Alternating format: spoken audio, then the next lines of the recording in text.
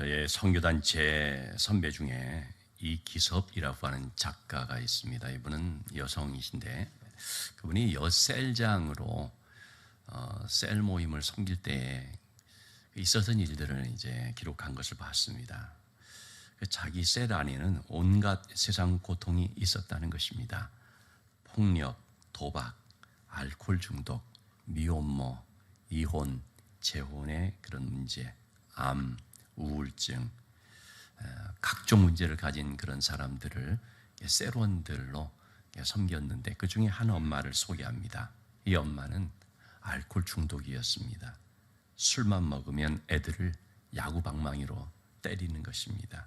겁에 질린 아이들은 셀장인 자기 집으로 피신할 수밖에 없습니다. 술을 깨면 이 엄마는 또 울고 내가 왜 그랬을까 하면서 그 집을 방문할 때마다 문 앞에 널려져 있는 술병들을 보게 되면 절망을 하고, 사춘기인 아들은 걷잡을 수 없이 삐뚤어져 나가기 시작했습니다. 그 엄마에게는 그 집에는 출구가 없어 보였습니다. 어떤 것도 그를 일으킬 수 없을 것처럼 보여졌습니다. 그런데 그분들이 이사를 가서 소식이 끊어졌습니다. 그러다가 얼마나 시간이 지났는지 모르는데 갑자기 전화가 왔습니다. 이 엄마가 암 수술을 했다는 것입니다. 그러면서 하는 말이, 내가 술을 도저히 못 끊으니까 결국은 하나님께서 마지막 카드를 쓰신 것 같습니다. 결국은 술을 끊을 수밖에 없었고 수술을 받고 항암 치료하고 그리고 지금 밥도 잘 먹고 등산도 다니고 있다고 합니다. 그러니까 속썩이던 아들은 엄마를 아주 사랑으로 잘 돌보고 있다는 것입니다. 이기섭 셀장은 이렇게 얘기를 합니다. 그가 일어날 수 있었던 이유는 주님께서 그의 손을 끝까지 놓지 않았기 때문이다. 주님이 함께 하시면 정말 힘들어 보이는 그 고난도 이렇게 이겨나갈 수가 있다 하는 얘기를 하고 있습니다. 여러분, 우리의 인생에 이 광야와 같은 삶이 있지요. 오늘 본문에는 배경이 빈 들입니다. 광야라고 할 수 있습니다. 그럴 때 하나님께서 찾아오시는 것입니다. 오늘 성경에 야곱이라고 하는 인물, 성경 여러 인물 중에서도 야곱은 정말 독특한 인물입니다. 가장 자아가 강하고 집념이 강했던 사람이라고 할 수 있습니다. 그래서 그는 그로 인해서 많은 고생도 했고요. 또 동시에 하나님의 연단을 받아서 성장하고 성숙하기도 했습니다. 먼저 그는 형 에서를 속여서 장자의 축복을 가로챘습니다. 그랬다가 형에게 이제 들키니까 급히 외가댁으로 피신할 수밖에 없게 됐습니다. 정든 부모님의 집을 떠나서 빨리 도망을 가야 만드는 상황이었지요. 야곱이 살던 곳은 부엘세바라는 곳이었는데 거기서부터 지도를 보시면 저 위쪽 메소포타미아 지역 하란이라고 하는 곳, 요즘 우리 심야 기도에 나오는 분들 창세기 24장 말씀을 지금 계속 강의하고 있는데 거기 나오는 이 지명이 바로 이제 야곱의 외가댁이죠. 하란이라는 곳인데요. 수백 킬로, 1000킬로가 넘는다라고 말하는 사람도 있고 한 850킬로 정도 된다는 그런 기록도 있는데 어쨌든 이 먼 길을 그는 이제 도망갈 수밖에 없게 됐습니다. 그는 하루아침에 도망자의 신세가 됐습니다. 여러분, 도망자의 삶이라는 것은 얼마나 고달프고 힘든지 알 수가 없죠. 11절의 말씀을 보면 야곱이 잠을 자는데 어디 특별하게 유숙할 곳이 있겠습니까? 그냥 가다가 노숙하는 거죠. 길에서 돌을 가져다 베개로 삼고 자는 것입니다. 어두운 밤, 황량한 들판, 힘들고 불안감이 엄습한 고단한 인생이죠. 처음 겪는 인생의 빈들에서 정말 외롭고 무서웠을 것입니다. 여러분, 우리는 이런 힘들고 고단한 인생을 살 때가 있습니다. 내 고생하는 것, 옛 야곱이 돌베개 베고 잠 갔습니다. 찬송가 338장 찬양 가사인데요. 정말 내 고생하는 것이 그 옛날 야곱이 빈들에서 돌베개 베고 자는 것과 같습니다 하는 그런 어떤 마음의 상태를 고백하는 것이라고 생각이 됩니다. 자, 이렇게 지금 야곱이 너무나 힘들고 어려운 순간 이럴 때 찾아오신 분이 계셨는데 그분이 바로 하나님이셨습니다. 하나님이 어떤 모양으로 찾아오셨습니까? 밤에 자는데 꿈에 찾아오셨습니다. 12절의 말씀에 꿈에 하나님께서 사닥다리 하나를 이제 보여주셨는데요. 이 사닥다리라는 것, 사다리죠. 하늘과 땅을 다 연결하는, 하늘과 땅이 다 있는 그런 사다리입니다. 그래서 하나님의 사자들이 그 사닥다리 위로 오르락 내리락 하는 것을 보게 됐습니다. 이 말은 뭐겠습니까? 이걸 보여주시는데 하나님이 야곱에게 하시는 것은 이런 말이겠죠. 야곱아, 너 혼자가 아니다. 그리고 너는 나와 연결이 되어 있다. 이렇게 사다리가 하늘과 땅 연결되듯이 넌 나와 연결이 되어 있다. 때문에 나는 너의 그 고민, 너의 아픔을 잘 알고 있다. 이렇게 말씀하는 것이라고 보겠습니다. 자, 여러분, 이 사닥다리, 하늘과 땅을 연결하는 이것은 중보자를 말하는 것입니다. 왜냐하면 하늘과 땅을 연결한다는 것은 중보라는 거거든요.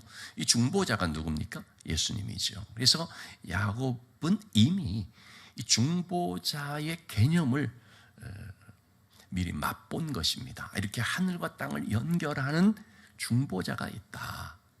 때가 되어서 그 중보자 되신 예수님이 이 땅에 오셨고 그 예수님이 이렇게 말씀을 하십니다. 요한복음 1장, 예수님께서 제자들을 이렇게 부를 때 그 온 여러 제자들 중에서 나다나일이라고 하는 이 제자가 있었는데 그에게 얘기하는 것이 1장 51절, 너는 앞으로 하늘이 열리고 하나님의 사자들이 인자 위에 오르락 내리락 하는 것을 보리라. 하나님의 사자들이 어디 위에 오르락 내리락 하는 것을 야곱이 봤냐면 사닥다리거든요. 그러니까 인자 위에라는 것은 뭡니까? 내가 바로 그 하늘과 땅을 연결하는 사닥다리, 즉 중보자다라는 것을 말해주는 거죠. 여러분, 참으로 그렇습니다. 오직 예수 그리스도만이 우리를 하나님께로 인도하시는 분이시고 하나님과 우리를 연결시켜 주시는 분이시고, 그래서 우리는 그 주님을 통해서 구원받고 기도하면 응답받는 것입니다. 왜냐하면 그분만이 유일한 하나님과 우리 사이의 중보자가 되기 때문입니다. 여러분, 요즘 우리 사회에 흔히 하는 말로 계층 이동 사다리가 사라졌다라는 말이 있죠. 전에는 개천에서 용난다라는 그런 표현들도 쉽게 써졌습니다. 아무리 시골 구석이라도 거기에서 뭐 공부 잘하고 또 열심히 이렇게 하면은 신분 상승이 되는. 내가 애월이라고 하는, 제주도 애월 여러분 아시죠? 애월 국민학교, 당시 지금 초등학교인데 한 학년에 100명 정도 되는 그때였습니다. 그때 우리 그 반에 이제 이렇게 뭐 이렇게 말하면 좀 그런, 나하고 1, 2등을 다툰 그런 한 애가 있었습니다. 고용석이라고 하는 애인데요. 그때는 뭐 그냥 뭐 제주도 애월 시골의 그 한 애잖아요. 그런데 고등학교 때 이제 가서 다시 또 만났어요. 그 만나고 보니까 나하고 격차가 벌어져 있었어요. 나중에 이제 다시 또 소식을 들었는데 걔는 서울대학을 들어갔고 지금 아마 국방연구원 연구소 교수로 아마 있는 줄로 알고 있는데, 얼마 전 우리 찬수 형제 결혼식을 하면서 서울대학교에서 그 교수회관에서 했는데 그때 딱 그 서울대로 가면서 그 생각이 문득 나더라고요.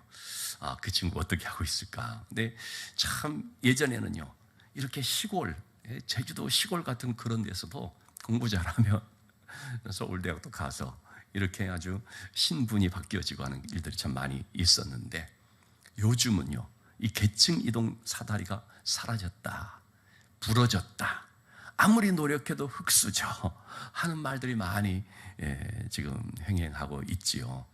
그만큼 이 사회 구조가 사실 좀 많이 바뀌어서, 그래서 금수저, 은수저로 태어나면 그럼 그렇게 살아가고, 흙수저로 태어나면 또 그렇게 노력해도 안 되고 하는 이런 자조 섞인 말들이 많이 있는 그런 모습 같습니다. 근데 여러분, 사상적으로 사회적으로 뭐 그런 것들이 뭐 맞다 틀리다 얘기할지 모르지만 우리 그리스도 안에서는 그렇지가 않습니다.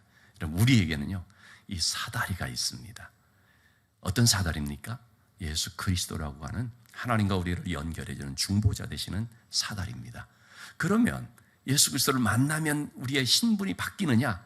그거 말하는 거 아닙니다. 신분 상승이 되고 상향 이동이 된다는 말이냐? 여러분 절대 그건 아니에요. 교회 다닌다고 해서 세상적으로 뭐 한마디로 출세하고 뭐 성공하고 그런 거 말하는 거 아닙니다. 교회 다닌다는 의미는 그거 아니죠. 예수 그리스도라는 중보자를 통하여서 우리가 신분 상승되는 것이 아니고 삶이 바뀐다는 것입니다. 천국 백성이 된다는 것입니다. 이전까지는 내 힘으로 내가 알아서 살았다면 예수 그리스도를 만난 우리에게는 하나님이 나의 보호자가 되시고 하나님이 나의 동반자가 되시고 하나님이 나의 모든 삶을 인도해 주시는 목자가 되어 주신다라는 말씀이죠. 이것이 바로 천국 백성의 삶이라는 것입니다.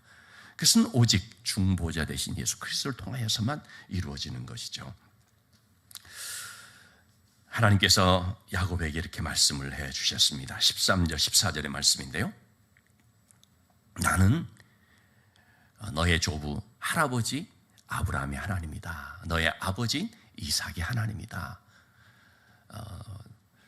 네가 누워있는 그 땅을 내가 너와 너의 자손들에게 줄 것이다.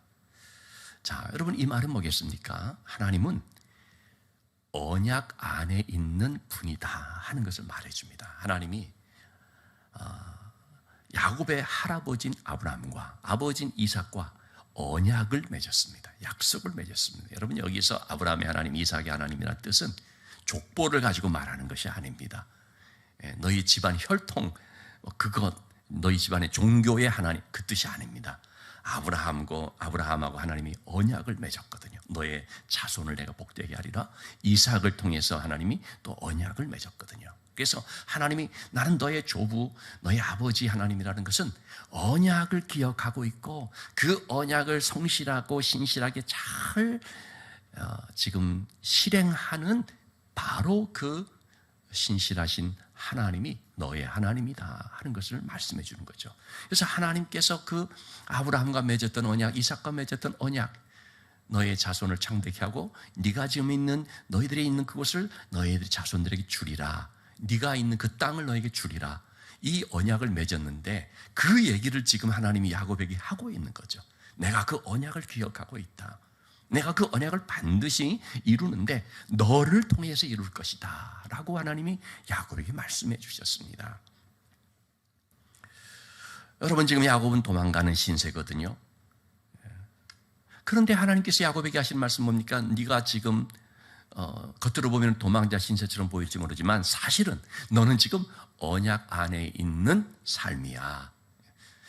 하나님이 너희 가는 모든 길들을 인도해 주시는데 하나님께서 이루어 주신다는 약속에 근거해서 너와 동행해 주신다 하는 바로 그 말씀이 되겠습니다. 결국은요 아브라함이 야곱이 하란에 가 있으면서 도망자의 신세로 가 있잖아요. 근데 그곳에서 12아들, 11아들을 낳고 그 다음에 조금 더 지나서 12아들을 낳게 되지만 이렇게 많은 아들을 낳잖아요. 이 아들들이 어떻게 됩니까? 바로 언약 백성이 됩니다.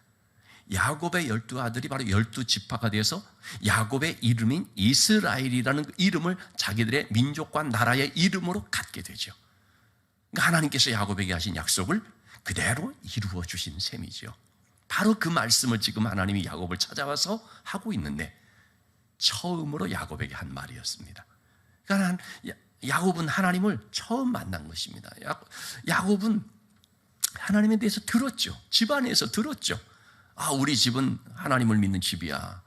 우리 아버지 이삭의 하나님은 이런 분이고 할아버지 아브라함의 하나님은 이런 분이야. 하나님이 이렇게 우리를 부르셨고 이렇게 축복하셨고 해서 쭉 들었죠. 그렇지만 그건 어디까지나 야곱의 입장에서 볼 때는 할아버지의 하나님, 아버지의 하나님이었던 거죠. 나의 하나님이 아닌 거죠. 우리가 믿는 이 신앙, 이것은 우리 집안 종교, 집안의 문화, 그런 정도에 머물렀던 거죠. 모태신앙이라고 하는 것이 자칫하면 그렇게 되어버릴 수가 있습니다. 그냥 집안의 분위기, 집안에서 믿는 종교, 나도 엉결결에 따라 믿었고 이 집안에 태어났으니까 나도 할 수 없이 믿는데 내 신앙은 아닌, 내가 인격적으로 그 주님을 만나고 또는 내 신앙으로 자리 잡은 것은 아닌 그런 경우들이 참 많이 있죠. 근데 야곱은 지금 그런 상태에 있다가 여기서 다른 데도 아니고 빈들에서 집에서 잘 지낼 때 그런 것이 아니라 너무나 어려운 환경 속에 처했던 바로 이런 상황에서 말로만 들었던 하나님을 만나게 된 거죠. 그래서 하나님께서 야곱에게 나는 너의 하나님이다 라는 말씀을 듣게 된 거죠. 나는 그 누구의 하나님이 아니고 집안의 하나님이 아니고 나는 너의 하나님이다 라고 말씀하는 거죠. 여러분, 우리의 신앙이라는 것은 내가 하나님과 인격적인 1대1의 만남을 갖는 거죠. 나의 하나님이 되어야 됩니다. 그저 부모님에게서 들은 그런 하나님, 너무 막연하고 추상적인 그런 하나님이 아니라 심지어는 있는지 없는지 그렇게 생각되는 하나님이 아니라 내 인생 속에 개입하시고 내 삶을 이끌어 가시고 내 삶에 필요한 것들을 예비하시고 나를 복되게 이루어 주시는 바로 그런 살아계시면서 나의 하나님으로 내 인생길을 같이 걸어가시는 그 하나님, 이전까지는 그런 하나님을 몰랐거든요. 근데 그 하나님을 처음으로 접하게 되고 경험하게 된 것입니다. 그런 하나님이 찾아오셨고 나를 만나 주셨다. 모태신앙에서 내 신앙으로 탈바꿈이 되어졌습니다. 1인칭의 신앙이 된 거죠. 나의 하나님이라는 고백이 이루어지게 됐습니다. 여러분, 구원이라고 하는 것은요, 나의 사건입니다. 엄청난 사건인 거죠. 저도 그런 경험을 했지만 여러분들도 또 그런 경험들을 많이 했을 것입니다. 나의 신앙으로 하나님을 만나고 나의 신앙으로서 고백이 되어지는 것, 바로 야곱에게 그 일이 지금 일어나게 됐습니다. 하나님이 야곱에게 찾아오셔서 나는 너의 하나님이다라고 말씀하신 다음에 야곱에게 주신 약속이 있습니다. 15절의 말씀, 내가 너와 함께 있어. 하나님은요, 야곱에게 아주 중요한 이 한마디를 해주셨습니다. 내가 너와 함께 있는다. 어디로 가든지 너를 지키고 너를 이끌어서 이 땅으로 다시 돌아오게 할 것이다. 내가 너와 함께 있는다는 이 말은 그냥 옆에 있는다는 차원이 아닙니다. 함께 있다라는 말, 아맘이라는 단어인데 결합되어 있다는 거죠. 결합되어 있다. 너는 나와 묶여져 있다.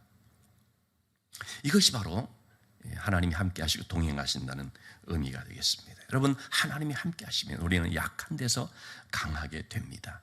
연약한 소심한 기도원에게 하나님이 찾아오셔서 말씀하신 것이 사사기 6장 16절의 말씀인데요. 내가 반드시 너와 함께 하리라. 내가 너와 함께하면 너는 미디안 사람 치기를 한 사람을 치듯 할 것이다 라고 약속하십니다. 당시 미디안에 13만 5천이라고 하는 군대가 주둔해 있었고요. 그들이 얼마나 많았는지 골짜기에 메뚜기 떼처럼 셀 수 없을 만큼 많았다고 했거든요. 이런 모습을 보고서 기드온은 주눅이 들어있었는데 하나님께서는 기드온아 담대하라. 내가 너와 함께하면 너 반드시 승리한다라고 말씀을 했죠. 그처럼 기드온이 믿음으로 나갔더니 13만 5천 명의 미디안 사람들을 한 사람 치듯이 해서 마침내 큰 승리를 거두게 됐습니다. 이것이 바로 하나님이 함께 하신다는 의미죠. 윤한김 목사님이라고 우리 교회도 한 2번 오셨던 분인데요. 한때는 유명한 가수였죠. 그분이 1978년 한참 잘 나갈 때, 여러분 혹시 옛날 60, 70년대 혹 노래 들어보신 분들은 아실 건데 키보이스라고 하는 별이 쏟아지는 해변으로 가요. 뭐 여름만 되면 나오는 노래 키보이스라고 해서 굉장히 그때 인기였습니다. 오빠 부대를 막 몰고 다닌 그 리더 보컬이 이제 윤한기 목사님인데요. 한참 인기가 있고 절정을 달리고 있을 때 폐결핵 말기 선고를 받았습니다. 당시의 의료 수준으로는 이거는 못 고치는 병, 죽는다. 그냥 집에서 좋은 거 먹으면서 지내십시오 하는 말을 들었습니다. 얼마 못 산다는 얘기를 들었습니다. 그러자 아내와 동생 윤복희 권사님이죠. 두 분이서 적극 권유했습니다. 예수 믿어야 된다고, 교회 나가야 된다고. 그리고 이제 교회를 나가게 됐습니다. 기도하게 됐습니다. 기적이 일어났습니다. 완쾌가 됐습니다. 어느 날 기도 중에 한 말씀을 깊이 묵상하게 됐습니다. 이사야서 41장 10절의 말씀. 두려워하지 말라, 내가 너와 함께 함이라. 놀라지 말라, 나는 너의 하나님이 됨이라. 내가 너를 굳세게 하리라. 참으로 너를 도와주리라. 참으로 나의 의로운 오른손으로 너를 붙들리라. 이 말씀을 묵상할수록 너무 은혜가 되는 거죠. 나를 살려주시고 지금의 나의 삶을 이끌어주시는 하나님. 그래가지고 곡을 만들었습니다. 가사를 직접 썼습니다. 1979년 서울에서 열린 서울국제가요제 출품 곡을 만든 것인데 그때 대상을 받았습니다. 저는 그때 이것을 현장 중계, 생중계로 봤습니다. 그래가지고 대상을 딱 봤는데 너무나 참 감동이 되고 너무 참 축하가 되더라고요. 가사가 바로 그거예요. 여러분이라는 곡, 여러분 잘 아시죠? 만일 내가 괴로울 때면 누가 나를 위로해 주지, 이제 그런 곡인데 이게 국제가요제이기 때문에 영어로 사실 썼습니다. 영어로 쓰고 우리 한국말로. 그래서 둘 다를 불렀어요. 영어 가사, 이걸 이제 그 불어의 명곡인가요? 거기서 에일리죠? 에일리가 이 노래를 부르면서 영어로 이제 불렀죠. 근데 이 영어 가사에 분명히 그렇게 쓴 거예요. He said. 그가 말한다. 내가 너와 함께 할 것이다. 그가 말한다. 그는 나의 시작이고, 그는 나의 길이고, only way라는 표현을 써요. 오직 유일한 길이고. 이 영어 가사로는 아주 적나라하게 이렇게 그가 나의 동반자시다. 그가 나의 말씀이다. 그가 나를 도우신다라는 걸 다 표현하죠. 우리로는 이걸 안 되니까 그냥 여러분 이렇게 표현을 했지만 윤한기 목사님이 나타내고자 했던 것이 바로 그것입니다. 그분이 나의 동행자이시다. 그분이 나의 길이시다. 그분이 나의 보호자시다. 내가 외로울 때, 내가 힘들 때 나를 찾아오시고 나를 일으키시고 나를 세워주신 그분이 바로 하나님이시다라는 걸 이제 나타내고자 했던 것이죠. 잠이 깬 야곱이 뭐라고 고백을 합니까? 16절 말씀. 하나님은 지금 여기 계시다. 하나님이 과연 여기 계시거늘. 이걸 이제 영어로 표현하면 here and now죠. 하나님이 여기, 그리고 지금 이 자리에 함께 하신다.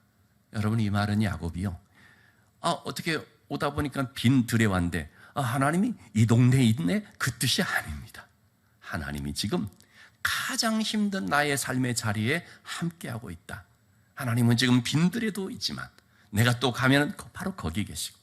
그래서 시편 139편 7절에서 10절 말씀에 다윗의 고백인데요, 하나님은 어떤 특정 장소에 계시는 분이 아니라 내가 가는 그곳에 항상 계시는 하나님.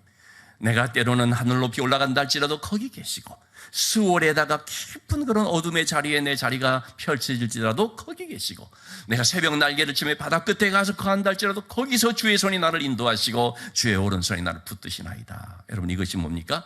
항상 나와 동행하시는 하나님, 여기 지금 함께 하시는 하나님. 여러분, 우리가 어떤 지역에서의 특별한 어떤 교회나 어떤 장소에서 특별한 은혜를 체험했다고 합시다. 그러면요, 사람들이 그것을 마치 미신적으로 그게 무슨, 그 장소가 무슨 의미가 있는 것처럼 그거 붙드는 경우들이 많이 있습니다. 어떤 분은 새벽 기도를 하는데요, 어쩌다 그날 와가지고 맨 가운데 줄에 딱 앉았는데 그때 기도한 것이 이루어졌다는 거예요. 그래가지고 그 다음부터 계속 거기만 앉는다는 거예요. 소위 징크스. 여러분, 그것은 신앙이 아닙니다. 미신이지. 여러분, 하나님이 그 자리에 앉으니까 기도 들어지고 그런 거예요. 기도하고 있으니까 들어준 것이지 장소가 중요한 것이 아니에요. 그런 점이 있어서 여러분, 항상 하나님은 언제 어느 곳에서, 그래서 여러분, 무엇이든지 우리가 그리스도 안에서 매여지고 묶여지면 안 되는 그런 미신이 되어버립니다. 징크스라는 말, 우리 그리스도인들이 이것을 쓰면 안 되는 말입니다. 특정 어떤 장소, 특정 어떤 행동, 그런 데서 우리가 자유해져야 돼요. 하나님은 정말 자유하신 분이거든요. 우리가 어느 곳에서 기도하든지 들어주시고 시간과 장소를 초월해서 항상 여기 지금 계시는 하나님이라는 거죠. 17절 19절에서 야곱은 그렇게 말합니다. 여기가 바로 하나님의 집이다. 즉 내가 지금 기도하고 있고 내가 지금 단을 쌓는 여기가 바로 하나님의 집이다. 하늘의 문이다. 그래서 돌을 가져다 세우고 기둥으로 세우고 이것을 이제 기름 붓고 베델이라고 말합니다. 벳이라는 말은 집이라는 뜻입니다. 벳을레헴 그러면 떡집, 베들레헴. 엘 그러면 하나님이라는 말이죠. 그래서 벳엘 그러면 하나님의 집이라는 말입니다. 하나님은 아주 뜻밖의 장소에 찾아와서 만나 주실 때가 많습니다. 야곱은 지금 빈 들에에서 생각지도 못할 때 하나님을 만나게 되었죠. 그래서 그 자리에서 하나님께 엎드리고 경배하죠. 모세는 광야 생활하다가 떨기나무 불꽃을 딱 바라보면서 뜻밖의 장소에서 하나님을 만나고 하나님의 음성을 듣지요. 시몬 베드로는 갈릴리 바다에서 물고기를 잡다가 주님을 만나죠. 정말 생각지도 못한 장소에서 그래서 주님을 만나게 됩니다. 사도 바울은 어떻게 했습니까? 사울 시절에 예수 믿는 사람 잡아 가두려고 다메섹으로 달려가는데 예수 믿는 사람 핍박하는 자리로 가는 중에 주님을 만나죠. 그래가지고 인생이 완전히 뒤집혀지는 역사가 나타나죠. 여러분 그렇게 하나님은요 참 우리가 생각지 못했던 뜻밖의 장소에서 만나 주시는 분이신데 바로 이와 같은 하나님의 역사를 우리가 체험하게 될 때 우리는 바로 그 자리에서 엎드려 하나님을 예배하게 되는 것입니다. 특별히 여러분 우리가 언제 하나님을 더 깊이 만날 수가 있습니까? 낙심한 상황, 실패한 자리, 내 힘으로 할 수 없다고 모든 것을 그냥 내려놓은 어떤 그런 상태, 그럴 때 우리가 나를 찾아오신 하나님, 나를 만나주신 하나님을 발견하게 됩니다. 그럼 보통 때는 안 오시느냐? 보통 때 계세요. 보통 때 항상 그렇게 하세요. 문제는 뭐냐면요, 내가 한 번은 일본에서 나 혼자 그때 있을 때인데요, 밤에 우리 이제 성도들 예배 드리고 구역 예배 인도하고 우리 그 집을 딱 들어왔는데 방이 불 켜져 있는 거예요. 깜짝 놀란 거예요. 아니 누가 왔지? 가보니까 누가 있어요? 아무도 없지. 불 켜놓고 나간 거죠. 대낮에 불 켜졌을 때는 켜졌는지는 모를 때가 많습니다. 어두우니까 켜진 걸 아는 거예요. 우리가 하나님이 항상 우리와 함께 하시는데요, 평소에는 잘 못 느끼다가 내 인생이 어두울 때 하나님이 나와 함께 하신다는 것을 비로소 느끼게 되는 경우들이 참 많이 있는 것입니다. 그처럼 하나님은 언제나 계시는데 특별히 우리가 힘들 때 더 그 하나님을 우리가 느끼게 된다 하는 말씀이 되겠습니다.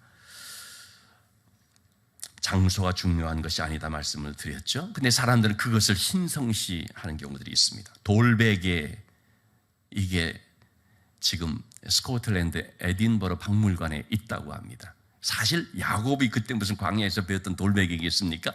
그 비슷한 그 시대 걸 갖다가 이거다라고 놔둔 것이겠죠.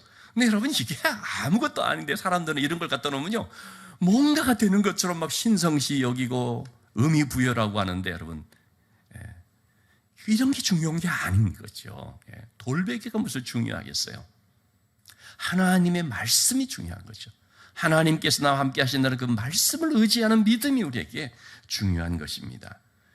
장소가 본질이 아니라 거기서 만난 하나님이 본질이라는 사실을, 나와 함께 하시는 하나님을 예배하는 것이 중요하다는 것을 우리가 꼭 기억하십시다. 그래서 여러분 우리의 삶의 자리, 교회에서도 그렇고 가정에서도 그렇고 내 삶의 일터에서도 그 자리가 여러분 이 베델, 하나님을 예배하는 자리, 하나님의 말씀을 깨닫고 그 말씀을 따라 살고자 힘쓰는 그런 현장이 꼭 될 수 있기를 바랍니다. 그래서 내가 어디 가든지, 내가 어떤 상황으로 바뀌었든지, 비록 때로는 광야 같다 할지라도 주님이 나와 함께 하시는 사실을 기억하고 주의 말씀을 들으면서, 그래서 항상 그 자리에서 하나님을 예배하는, 엎드려 경배하며 하나님을 바라볼 수 있는 삶이 되기를 주님의 이름으로 축원합니다.